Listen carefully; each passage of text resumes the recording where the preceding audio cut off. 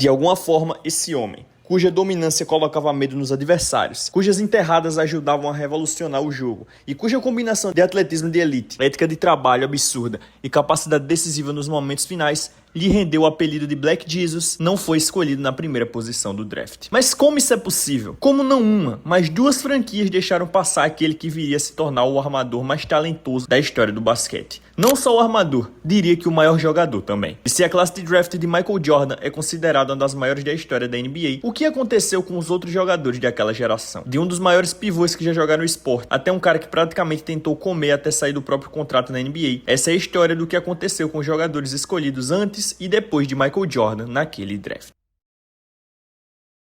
Michael Jordan se destacou no colegial e atraiu a atenção de várias universidades, mas acabou escolhendo a Universidade da Carolina do Norte, em Chapel Hill, onde começou sua carreira universitária em 1981. Sob a orientação do lendário técnico Dean Smith, Jordan encontrou o ambiente perfeito para desenvolver o seu jogo. Em sua temporada de calouro, Jordan rapidamente se destacou em uma equipe já cheia de talentos, como James Worthy e Sam Perkins. Ele foi nomeado calouro do ano na Atlantic Coast Conference e teve médias impressionantes de 13,5 pontos e 4,4 rebotes por jogo. Porém, o momento mais marcante daquela temporada veio durante o torneio da NCAA, quando Jordan fez a cesta decisiva na final contra Georgetown, liderada por Patrick Ewing. Aquele arremesso não apenas garantiu o título nacional para o UNC, mas também marcou o início da lenda de Michael Jordan. Turn my name from Mike to Michael Jordan, it gave me the confidence that I needed to start to excel at the game of basketball. Nos anos seguintes, Jordan continuou a evoluir como atleta e competidor. Em sua segunda temporada, em 1982-83, ele liderou o time em pontuação, com uma média de 20 pontos por jogo, além de 5,5 rebotes e 2,2 assistências. Ele foi nomeado para o primeiro time All-American, consolidando-se como uma das maiores estrelas do basquete universitário. No terceiro e último ano em Chapel Hill, Jordan levou seu jogo a um nível ainda mais alto, alcançando médias de 19,6 pontos, 5,3 rebotes e 2,1 assistências por jogo. Ele foi novamente nomeado para o primeiro time All-American e no final daquela temporada recebeu o prestigiado prêmio Naismith College Player of the Year, dado ao melhor jogador do basquete universitário. Apesar de ainda ter mais um ano de elegibilidade no college, Jordan decidiu se declarar para o draft da NBA em 1984. Antes de sua saída, Jordan cumpriu uma promessa feita à sua mãe, Delores. Ele retornaria mais tarde para completar seu diploma, algo que realmente fez anos depois. Em 1984, Michael Jordan se declarou elegível para o draft, entrando em uma das classes mais talentosas da história. Na época, ele já era uma estrela do basquete universitário, mas a transição para a NBA ainda trazia dúvidas, especialmente por questões físicas. Apesar de ter mostrado consistência e capacidade de decidir jogos em Carolina do Norte, alguns times de NBA ainda desconfiavam se Jordan, com seus 1,98 metros, seria capaz de ser uma força dominante em uma liga onde jogadores mais altos eram priorizados, principalmente nas posições de pivô e ala pivô. Tá gostando do vídeo do GOAT da NBA? Então deixa eu te passar a informação. Mais de 80% das pessoas que assistem o canal não são inscritas. Então dá essa moral, se inscreve e deixa o like no vídeo para ajudar com o crescimento do canal. Fez tudo isso? Então vamos continuar com o vídeo. Então, olhando hoje parece absurdo, mas naquela época dá até para entender por que o Houston Rockets não escolheu Jordan. Principalmente quando você descobre quem foi o jogador selecionado no lugar dele. Hakeem Olajuwon. Hakeem Olajuwon, da Universidade de Houston, nasceu e cresceu em Lagos, na Nigéria. Ele era o terceiro filho de uma família relativamente bem-sucedida e só foi descobrir o basquete aos 15 anos de idade. Mesmo começando tarde, Hakeem se apaixonou pelo esporte quase imediatamente e percebeu que o trabalho de pés que desenvolveu praticando outros esportes lhe dava uma vantagem enorme dentro de quadra. Depois de ter que redshittar sua primeira temporada na universidade, Hakeem explodiu no basquete universitário. Ele liderou o Houston Cougars até 2 finais consecutivas da NCAA. Infelizmente, o time acabou perdendo as 2 decisões. Mas quando chegou à NBA, Hakeem rapidamente provou que era uma verdadeira superestrela. Na temporada de estreia, ele teve médias impressionantes: 20 pontos, 11 rebotes e 2 tocos por jogo, sendo selecionado para o All-Star Game e também para o primeiro time de rookies. Já na segunda temporada, Hakeem aumentou ainda mais sua pontuação e levou o Houston Rockets até as finais da NBA contra o Boston Celtics. O Rockets acabou derrotado, mas naquele momento ninguém questionava a decisão de Houston de escolhê-lo em vez de Michael Jordan. Nos anos 90, Hakeem atingiu o auge físico e técnico da carreira. Ele liderou a liga em rebotes 2 vezes, em tocos 3 vezes e também teve 2 temporadas com médias acima de 27 pontos por jogo. Além disso, entrou para um grupo extremamente raro da NBA. Ele se tornou um dos poucos jogadores da história a registrar um quadruplo-duplo. Em 1994 e 95, Hakeem Olajuwon conhecido como The Dream, liderou o Houston Rockets a 2 títulos consecutivos da NBA. Primeiro, ele se vingou da derrota que havia sofrido no basquete universitário ao vencer o time de Patrick Ewing e o New York Knicks nas finais de 94. Depois, em 1995, conquistou mais um título, justamente na temporada em que Michael Jordan havia retornado à liga. Em 1996, Hakeem ainda conquistou uma medalha de ouro olímpica com a seleção dos Estados Unidos nos Jogos Olímpicos de Atlanta em 1996. Depois de 1997, porém, a idade e algumas lesões começaram a pesar e o rendimento dele caiu gradualmente. Quando se aposentou do basquete em 2002, Olajuwon permaneceu no Texas e se tornou uma figura muito forte no mercado imobiliário de Houston. Mesmo assim, ele nunca se afastou completamente do esporte. Durante décadas, Hakeem passou seus conhecimentos de footwork e movimentos no garrafão para vários dos maiores jogadores da liga, incluindo Kobe Bryant, LeBron James, Dwight Howard e Carmelo Anthony. Ele nunca conquistou 6 títulos de NBA como Michael Jordan, mas poucos podem criticar a decisão do Rockets no draft de 1984. Afinal, Hakeem Olajuwon acabou se tornando um dos maiores pivôs da história da NBA, ganhando o respeito de toda a liga, inclusive do próprio Michael Jordan. Olajuwon, he was in the top 10 in 5 categories: steals, rebounds, block shots, scoring, and shooting percentage. You know what I mean? To have a big guy of his size to be in the top 10 in steals. Now you can assume that he would be in blocks, which to me shows versatility of what type of guy he really is. Mas infelizmente, o mesmo não pode ser dito sobre a próxima escolha feita antes de Jordan. Depois de temporadas impressionantes como calouro e sophomore na Universidade de Kentucky, o pivô de 2,13 metros, Sam Bowie, era visto como uma futura estrela. Porém, tudo mudou quando uma lesão na tíbia o tirou das quadras por 2 anos seguidos. Quando voltou a jogar, Bowie já não parecia o mesmo, e muita gente começou a questionar se o corpo dele conseguiria aguentar a intensidade de uma temporada inteira da NBA. Inclusive o próprio Bowie. Tanto que durante o exame físico antes do draft, ele mentiu para a equipe médica do Portland Trail Blazers para garantir que sua posição no draft não caísse. Mas mesmo com todas essas dúvidas, por que Portland escolheria Bowie ao invés de Michael Jordan? Na época, os Blazers acreditavam que o time deveria priorizar a necessidade do elenco e não simplesmente escolher o melhor jogador disponível. A franquia havia perdido seu grande pivô, Bill Walton, em 1979, depois que ele pediu uma troca. Além disso, o time já havia selecionado o alarmador Clyde Drexler no draft de 1983. Então, em 1984, eles decidiram apostar no jogador mais alto.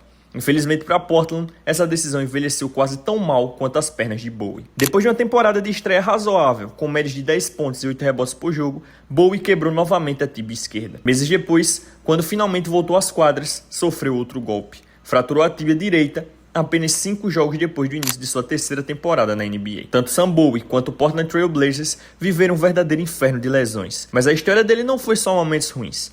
Depois de uma passagem complicada em Portland, Bowie acabou sendo trocado para o New Jersey Nets, onde finalmente conseguiu jogar algumas temporadas seguidas sem sofrer com lesões graves. Mesmo assim, até hoje, ele é frequentemente lembrado como uma das maiores escolhas decepcionantes da história do draft da NBA. Porém, Bowie também costuma responder às críticas lembrando um detalhe importante: qualquer jogador teria dificuldade em ser comparado com quem foi escolhido logo depois dele. E sim, eu sei que você veio aqui para ouvir sobre MJ, mas antes de mergulhar na grandeza dele, precisamos falar também sobre a incrível classe do draft de 1984. Depois que Jordan foi escolhido na 3ª posição, ainda saíram dali 2 futuros membros do Hall da Fama e mais 3 All-Stars. O primeiro desses Hall da Fama foi ninguém menos que The Round Mound of Rebound, Charles Barkley.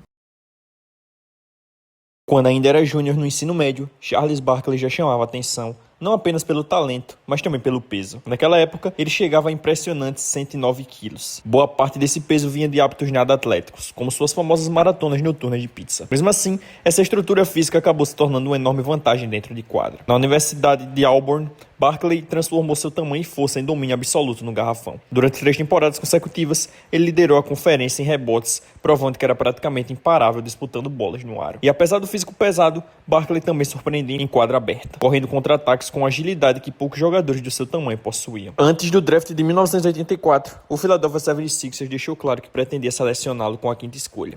Porém, havia um problema. O interesse não era exatamente recíproco. Barkley não estava animado com a ideia de jogar na Filadélfia, principalmente por causa da situação financeira da equipe em relação ao teto salarial. Ele acreditava que poderia ganhar mais dinheiro em outro destino. Então, em uma decisão tão absurda quanto engraçada, Barkley tentou sabotar suas próprias chances no draft, comendo ainda mais. A estratégia era simples: ganhar tanto peso que os times pensassem 2 vezes antes de escolhê-lo nas primeiras posições.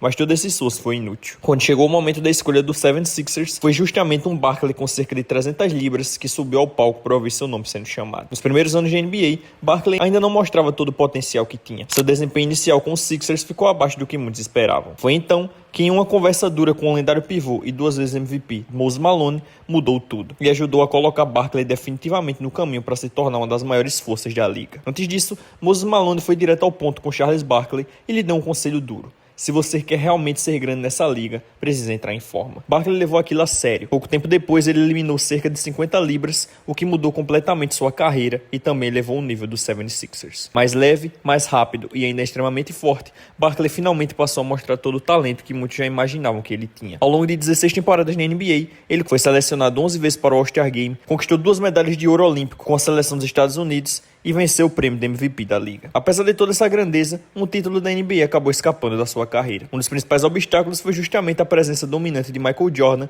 que impediu Barkley de conquistar o campeonato em uma das grandes finais da década de 90. Mesmo sem o anel, o legado de Charles Barkley no basquete é indiscutível. O próximo futuro All-Star selecionado naquele draft foi a 7ª escolha, Alvin Robertson. Robertson atuou por 10 temporadas na NBA e ficou conhecido pelo apelido de Dog. Durante sua carreira, manteve médias de 14 pontos, 5 rebotes e 5 assistências por jogo. Além disso, acumulou um currículo defensivo impressionante. Foi 4 vezes All-Star, liderou a liga em roubos de bola 3 vezes e foi selecionado 6 vezes para um dos times All-Defense da NBA. Um feito curioso torna Robertson ainda mais único. Ele é o único armador da história da NBA a registrar um quadruplo-duplo em uma partida. Algo raríssimo na liga. Mesmo assim, é curioso como hoje em dia pouca gente lembra do impacto que ele teve. A 9ª escolha do draft foi o Thorpe, que construiu uma carreira extremamente longa, jogando 17 temporadas na NBA. Ele teve seus melhores momentos no início dos anos 90, sendo selecionado para o All-Star Game em 1991 e 1992, quando registrava médias próximas de 17 pontos, 10 rebotes e 3 assistências. Thorpe também fez parte de um momento histórico da liga. Em 1994, ele conquistou o título da NBA ao lado de Hakeem Olajuwon pelo Houston Rockets, atuando como power forward titular da equipe. Ao longo da carreira, ficou conhecido como jogador sólido e confiável, passando por 9 franquias diferentes. Já a 11ª escolha foi Kevin Willis, outro exemplo de longevidade da NBA. Willis teve uma carreira impressionante de 21 temporadas. O seu auge aconteceu em 1992, quando foi selecionado para o All-Star Game, registrando médias de 18 pontos e 15 rebotes por partida. Já no final da carreira, em 2003, aos 40 anos, Willis conseguiu conquistar um título da NBA como parte do elenco do San Antonio Spurs. Mas talvez a história mais surpreendente desse draft envolva a 16ª escolha. Na época, tratava-se de um armador praticamente desconhecido. Quando seu nome foi anunciado pelo Utah Jazz, a reação da torcida foi negativa. Ele chegou a ser vaiado durante a escolha. The Utah Jazz select John Stockton of Gonzaga University. Ninguém imaginava que aquele jogador acabaria se tornando uma lenda da franquia. Apesar da recepção negativa no draft, John Stockton não deixou aquele momento definir sua carreira. Nos 3 primeiros anos, ele atuou principalmente como reserva na posição de armador. Mas quando finalmente recebeu a oportunidade de assumir a titularidade, mostrou rapidamente o motivo de ter sido escolhido. A partir dali, Stockton passou a dominar a posição de armador por quase uma década. Durante esse período, liderou a NBA em assistências por 9 temporadas consecutivas, além de também liderar a liga em roubos de bola 2 vezes. Seu impacto foi tão grande que ele acabou sendo selecionado 10 vezes para o All-Star Game. O que tornava Stockton tão especial era sua capacidade de organizar o ataque. Ao longo de seus 19 anos de carreira, ele participou diretamente de cerca de 50% das cestas de seus companheiros, distribuindo passes decisivos com uma consistência impressionante. No final das contas, Stockton acumulou 15.806 assistências na carreira, um recorde da NBA que muitos consideram praticamente impossível de ser quebrado. Talvez a única coisa que falta em sua carreira seja o título da NBA. Ele chegou muito perto disso, especialmente nas finais da década de 90 com o Utah Jazz. Mas no caminho para o título, havia um obstáculo que frustrou o sonho de muitas equipes naquela época: Michael Jordan. Com a escolha 131 do draft, o New Jersey Nets selecionou um dos maiores jogadores internacionais da história do basquete, Oscar Schmidt. Sim, nosso brasileiro Oscar. Oscar foi lendário contra os Estados Unidos na final dos Jogos Pan-Americanos de 1987, um feito histórico que marcou o basquete mundial. Além disso, ele terminou sua carreira com o maior número de pontos já marcados na história do basquete profissional, somando ligas, competições internacionais e seleções. Mesmo sem nunca ter jogado na NBA, ele é um dos poucos jogadores da história a entrar no Hall da Fama do basquete sem ter atuado na liga, algo reservado apenas a nomes realmente extraordinários. Great basketball players ever laced him up, and I couldn't be happier for him. O que finalmente nos leva ao GOAT da NBA. Com a terceira escolha do draft de 1984, o Chicago Bulls selecionou Michael Jordan, vindo de North Carolina. Desde o momento em que pisou na liga, ficou evidente que Jordan estava destinado a algo especial. Em sua temporada de estreia, ele registrou impressionantes 28 pontos por jogo, foi selecionado para o All-Star Game e ainda conquistou o prêmio de Rookie of the Year. Já em sua terceira temporada, Jordan conquistou seu primeiro título de pontuação e se tornou o primeiro jogador desde Wilt Chamberlain a ultrapassar 3.000 pontos em uma única temporada. No mesmo período, também venceu o famoso NBA Slam Dunk Contest. E mesmo com todos esses feitos, aquilo ainda era apenas o começo. Ao longo dos 10 anos seguintes, Jordan construiu um domínio individual quase sem precedentes. Foram 10 títulos de pontuação, 9 seleções para os times All-Defensive e 5 prêmios de MVP da temporada regular. Seja nas lendárias batalhas contra Magic Johnson e Larry Bird, em atuações quase sobre-humanas como o famoso Flu Game nas finais de 97, ou no arremesso final que selou seu último título em 98, Jordan sempre aparecia quando o jogo estava em jogo. Seu recorde perfeito nas finais de NBA, 6 títulos em 6 finais, é a maior prova disso.